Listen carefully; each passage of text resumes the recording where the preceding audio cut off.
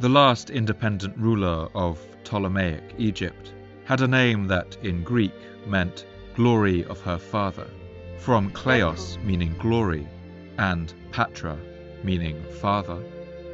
Her name was Cleopatra. It's unclear if Cleopatra had any Egyptian ancestry, as her mother is unknown, but she did at least make an effort to learn Egyptian, as Plutarch remembers. It was a pleasure merely to hear the sound of her voice, with which, like an instrument of many strings, she could pass from one language to another, so that there were few of the barbarian nations that she answered by an interpreter. To most of them she spoke herself, as to the Ethiopians, Hebrews, Arabians, Syrians, Parthians, and many others, whose language she had learned, which was all the more surprising because most of the kings, her predecessors, scarcely gave themselves the trouble to acquire the Egyptian tongue.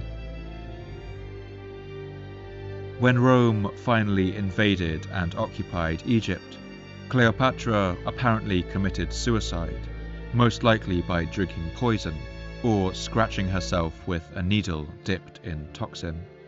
The more florid and famous rendition of her using a venomous snake to kill herself was suggested by some ancient writers, and whether true or not, has proved irresistible to generations of poets, including, most famously, William Shakespeare.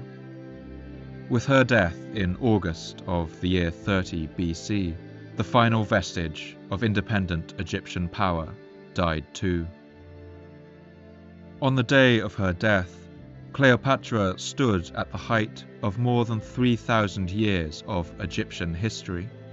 To her, the Great Pyramid of Giza was now more than 2,500 years old, meaning that Cleopatra lived closer to our time than she did to the building of the Great Pyramid, by more than 500 years.